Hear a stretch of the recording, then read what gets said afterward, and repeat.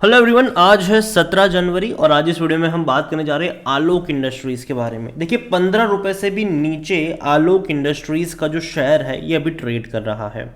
और कल आलोक इंडस्ट्रीज़ के लिए बहुत बड़ा दिन है। कल बड़े धमाके हो सकते हैं, पॉजिटिव और नेगेटिव दोनों ही साइड में। अगेन ये चीज़ मैं क्लियर कर लूँ अभी से। तो वीडियो को शुरू करूँ उससे पहले अगर आपने अभी तक चैनल को सब्सक्राइब नहीं किया है तो प्लीज़ अभी इसे सब्सक्राइब कर लीजिए, क्योंकि आगे भी बहुत सारे वीडियोस हैं जो आपको काफ़ी ज़्यादा हेल्प करेंगे।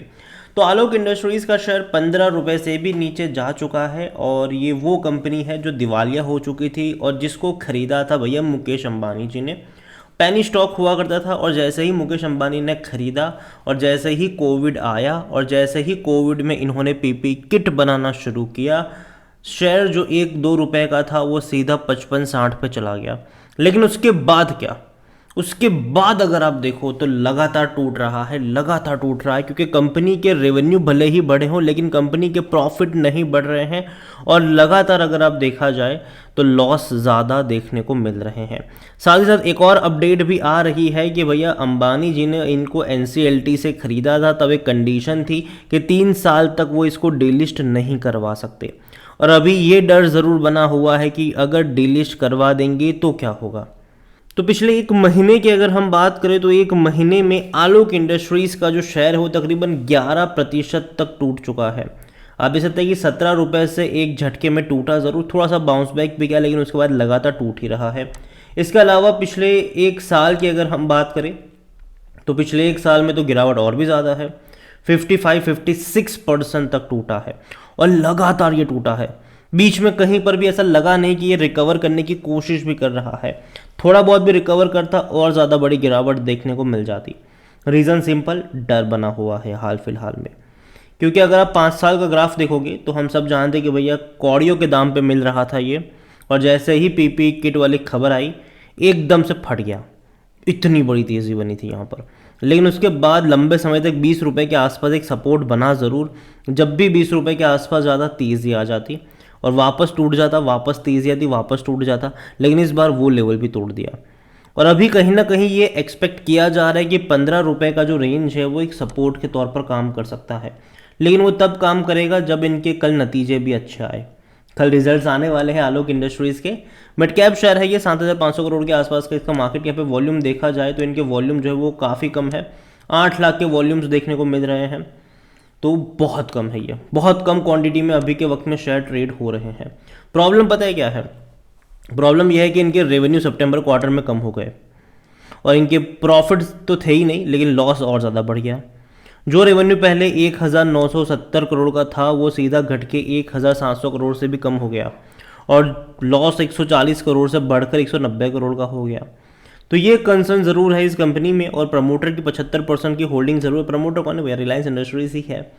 1.94% एफआईएल के पास है, 0.03% म्यूचुअल फंड, 0.60% इंश्योरेंस कंपनी के पास है। और यहाँ पर रिलायंस इंडस्ट्रीज सबसे बड़े प्रमोटर के तौर पर है। आलोक इंडस्ट्रीज़ में अगर हम बात करने जाए तो भैया 100% लोग कह रहे हैं खरीदारी करो। देखो, मेरी बाइंग की रिकमेंडेशन है लेकिन कल एक बार रिजल्ट्स देखने चाहिए यहाँ पर। और अगेन ये मैं क्लियर कर दूं कि भैया वो ही लोग निवेश करें जो रिस्क लेना पसंद करते हैं।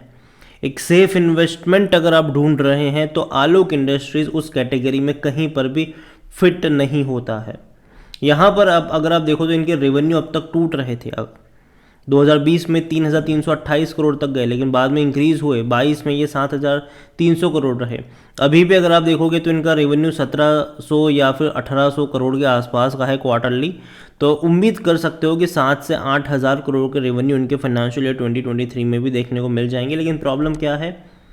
प्रॉफिट्स नहीं है, लॉस में है कंपनी। 2021 में 5,675 करोड़ का लॉस था, 2022 में 207 करोड़ का लॉस था यहाँ पर, और 2023 में ये लॉस और बढ़ेगा क्योंकि पहले और दोनों ही क्वार्टर की बात करें 2023 के पहले 2 क्वार्टर में, पहले 140 करोड़, दूसरे में 190 करोड़, कुल मिलाकर 330 करोड़ तक का लॉस ऑलरेडी हो चुका है कंपनी को। और ये एक सबसे बड़ा कंसर्न है यहाँ पर कि कंपनी को लॉस हो रहा है, कंपनी प्रॉफिट में नहीं आ पा रही है। लेकिन कल का रिजल्ट्स बहुत अहम होता है। कल 18 जनवरी को इनके रिजल्ट्स आने वाले हैं और ये बहुत अहम होंगे कि कैसे रिजल्ट्स आते हैं। कंपनी के लॉस जो 190 करोड़ 140 करोड़ के हैं, क्या वो कम होंगे कि नहीं? कंपनी का जो रेवेन्यू जो पिछले क्वार्टर के मुकाबले कम हो गया था, क्या वो बढ़ेगा कि नहीं? तो यहाँ पर यही है कि भैया कंपनी के रेवेन्यू और प्रॉफिट दोनों का बढ़ना ज़रूरी है। हालांकि हाँ, प्रॉफिट का बढ़ना ज़रूरी, एटलीस्ट प्रॉफिट तो नहीं होगा लेकिन एटलीस्ट लॉस का यहाँ पर कम होना ज़रूरी है और रेवेन्यू का बढ़ना ज़रूरी है। आलोक इंडस्ट्रीज़ में अगर आप देखा जाए तो भैया कोई अच्छा परफॉर्मेंस बिल्कुल भी नहीं है और काफ़ी ख़राब परफॉर्म रहा है इसका। वैल्यूएशन की बात करें तो वो भी ओवर वैल्यूड है। ग्रोथ की बात करें तो बहुत कम है, बहुत पीछे है मार्केट के से।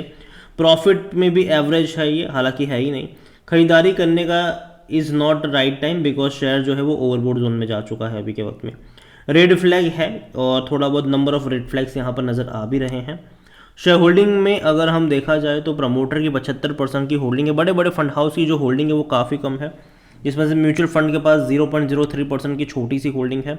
0.65% है डोमेस्टिक इंस्टीट्यूशन के पास, 1.94% है एफआईल्स के पास, 22.38% है रिटेल और अदर्स के पास, जिनमें से रिटेल इन्वेस्टर के पास 16.27, मतलब ज़्यादातर होल्डिंग जो है वो रिटेल इन्वेस्टर्स ही यहाँ पर लेकर बैठे हुए हैं।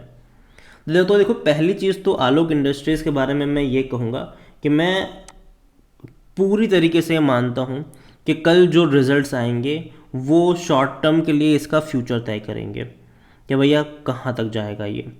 और ये लॉन्ग टर्म का खिलाड़ी अभी के लिए नहीं है, जब तक ये एटलीस्ट इनके फंडामेंटल्स क्लियर नहीं होते, जब तक इनके प्रॉफिट अच्छे नहीं होते, जब तक इनके रेवेन्यू अच्छे नहीं होते, तब तक मैं इसको लॉन्ग टर्म के लिए कंसिडर नहीं करूँगा।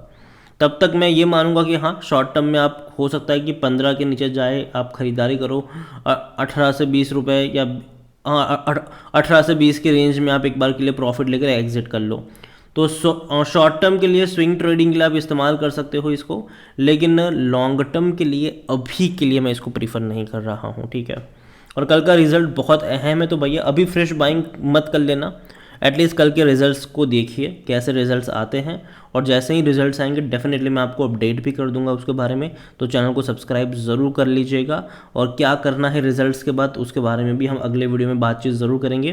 तो वीडियो को यहीं पे एंड करता हूँ। पसंद आया हो तो लाइक कर, शेयर कर, चैनल अगर पहली बार हैं तो प्लीज़ सब्सक्राइब करें। और आलोक इंडस्ट्रीज़ के बारे में आप क्या सोचते हैं वो भी आप मुझे कमेंट में लिख कर बता सकते हैं। Thank you.